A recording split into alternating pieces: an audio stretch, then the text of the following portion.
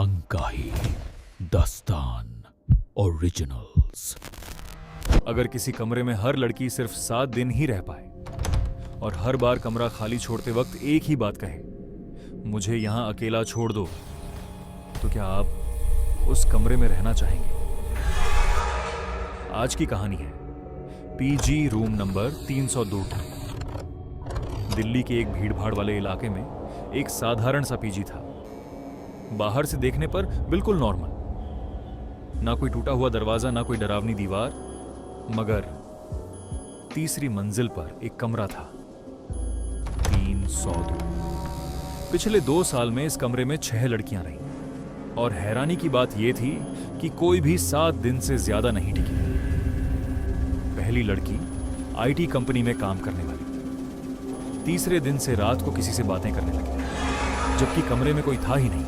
दूसरी लड़की medical student, हर रात ठीक 2:17 पर उसकी नींद खुल जाती और वो दरवाजे की तरफ देखकर बस इतना कहती, आज मत आना। तीसरी, चौथी, 5वीं, सबका डर अलग था, लेकिन एक बात कॉमन थी, सभी ने जाते वक्त अलमारी बंद नहीं की। पीजी के मालिक शर्मा जी ने सीसीटीवी चेक करवाया, फुटेज में कुछ भी गलत नहीं था, लेकिन हर रात 2:17 से 2:24 तक रूम 302 का कैमरा अपने आप बंद हो जाता था। बिजली का कोई इशू नहीं, डीवीआर परफेक्टली काम कर रहा था, फिर भी हर बार वही 7 मिनट। छठी लड़की, नाम था अनन्या, साइकोलॉजी की स्टूडेंट। उसने डरने से इनकार कर दिया, बोली डर एक पैटर्न होता है।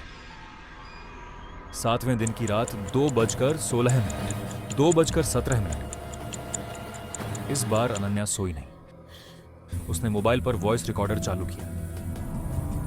2:18 पर कमरे में किसी के सांस लेने की आवाज आई, लेकिन आवाज बाहर से नहीं, अलमारी के अंदर से आ रही थी।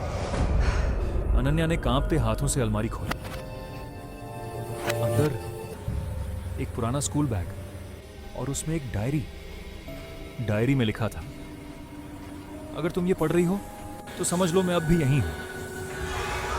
वो डायरी किसी लड़की की नहीं थी, वो डायरी थी पीजी के पुराने चौकीदार की बेटी की, जो 5 साल पहले इसी कमरे में मरी थी, लेकिन मौत किसी और ने नहीं दी थी। वो लड़की हर नई लड़की को डराती नहीं थी, वो उन्हें चेतावनी देती थी, क्योंकि रूम 302 कभी खाली नहीं था। उस कमरे में कोई और भी रहता था। कुछ जगहें भूतों से नहीं, इंसानों से ज्यादा खतरनाक होती हैं। Ankahi Dastaan originals. Subscribe for more dark stories.